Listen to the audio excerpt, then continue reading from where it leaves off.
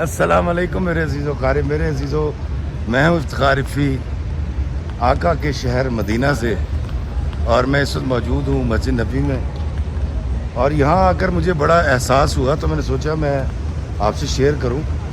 کل صبح میں مکے چلا جاؤں گا عمرہ کے لیے۔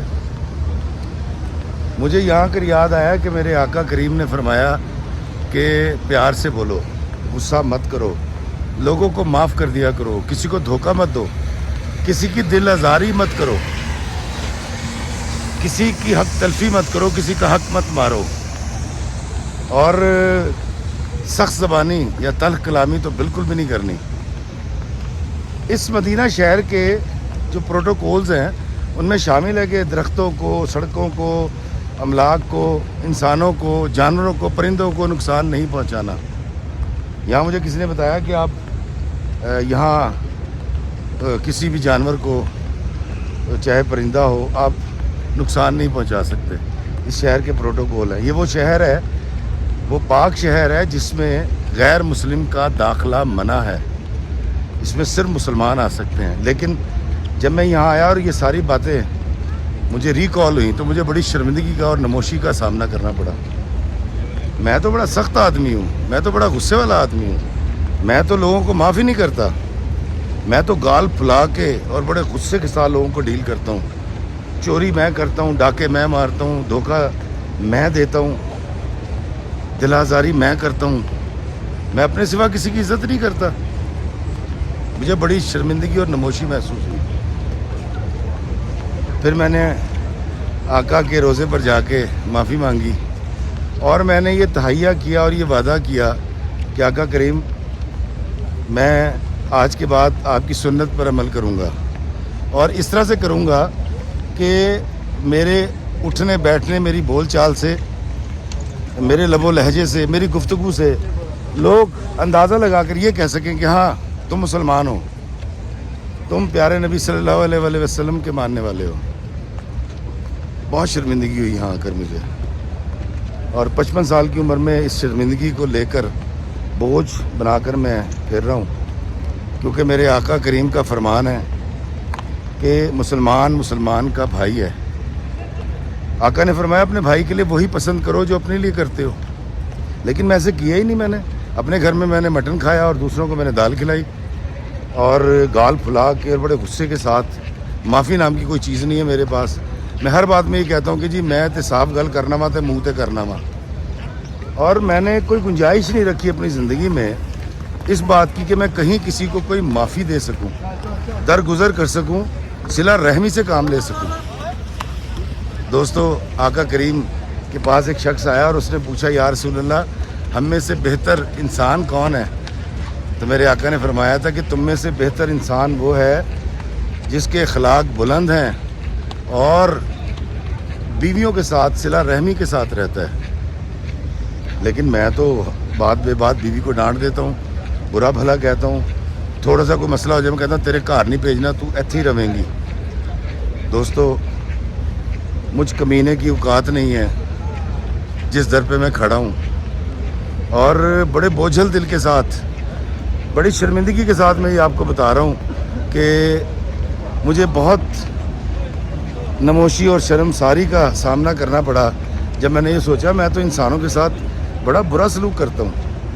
بابا جی اشفاق صاحب کہا کرتے تھے کہ کاکا، اگر پینڈا لمبا کاٹنا ہو تو پھر کندھوں پر نفرتوں اور قدورتوں کے بوجھ اٹھا کر نہیں چلا کرتے۔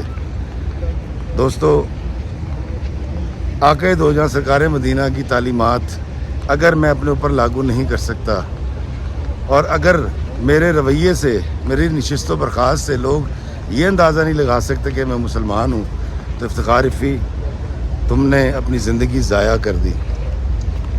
دوستو، مجھے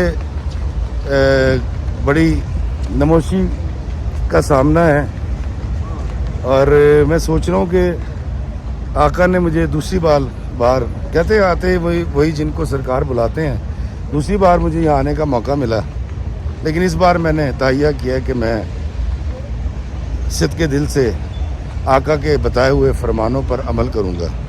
میں کوشش کروں گا کہ میں کسی کی زندگی میں راحت اور آسانی پیدا کر سکوں، کیونکہ میں اس نبی کا ماننے والا ہوں۔ वालेकुम अस्सलाम। हुजूर कैसे सर आप हैं? कैसे हैं? मैं ठीक, आप सुनिए। अल्लाह का बहुत शुक्र है। खैरियत से सलामत रहिए, सलामत रहिए। बहुत शुक्रिया। मैं ज़रा इसको कंप्लीट कर लूँ फिर आपसे बात करते हैं। Thank you sir, thank you. तो दोस्तों अस्सलाम वालेकुम जी। अस्सलाम वालेकुम।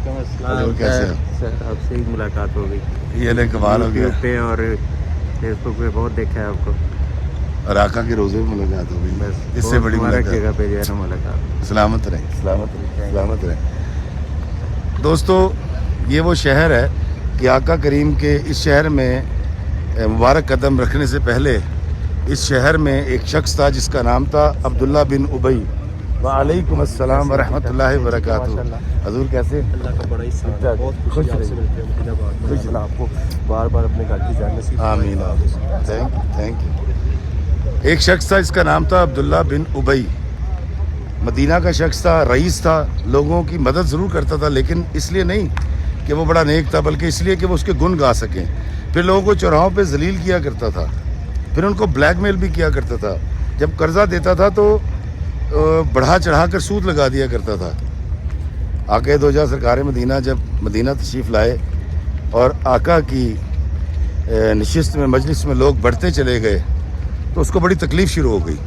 वो ये जानना चाहता था कि कम पैसों, कम वसाइल के साथ मोहम्मद रसूलुल्लाह यहाँ रहते हैं, लेकिन लोग उनसे इतनी मोहब्बत क्यों करते हैं, लोग उनसे इतना प्यार क्यों करते हैं। उसने पहले तो आका की मुखालफत की, उसके बाद उसने नया तरीका ये ढूंढा कि मैं कलमा पढ़ लेता हूँ, मुसलमान हो जाता हूँ, और फिर अंदर घुस के, सफ़ों में घुस के मुसलमानों की आका दो जहां सरकार मदीना से मुखालफत जारी रखूँगा। अब्दुल्ला बिन उबई वो मुनाफिक था जो मुसलमान होने के बावजूद सरकार दो आलम सल्लल्लाहु अलैहि वसल्लम की मुखालफत करता रहा। दोस्तों एक वक्त आया कि अब्दुल्ला बिन उबई मर गया और उसके जनाजे में कोई शामिल होने को तैयार नहीं था।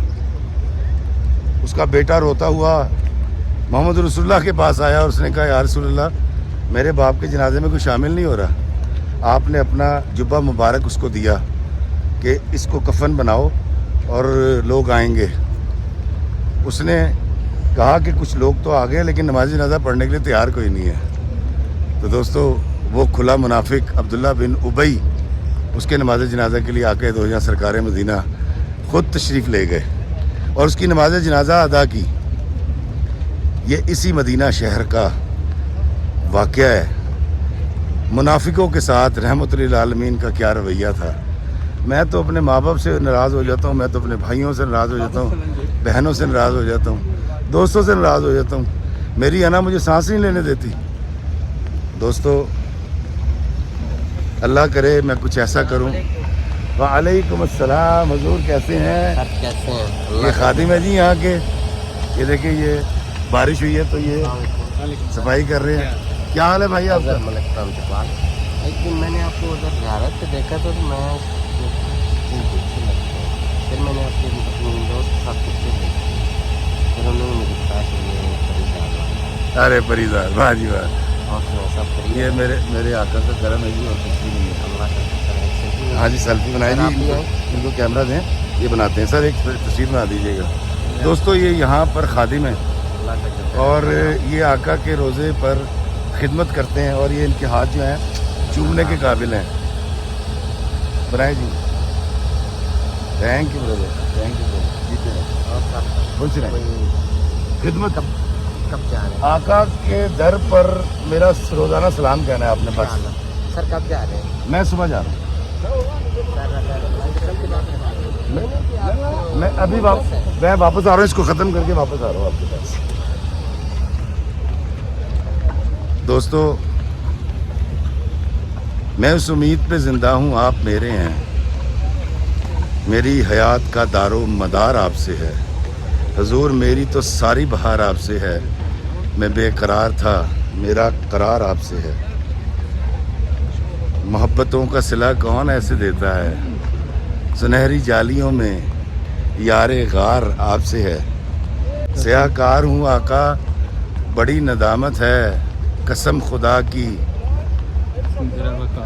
میرا وقار آپ سے ہے. اللہ تعالیٰ مجھے آقا کریم کے راستے پر چلنے کی، ان کے فرمان پہ چلنے کی توفیق عطا فرمائے. اللہ ہمیں آسانیاں عطا فرمائے اور آسانیاں تقسیم کرنے کا شرف عطا فرمائے. آمین. السلام علیکم ورحمۃ اللہ وبرکاتہ.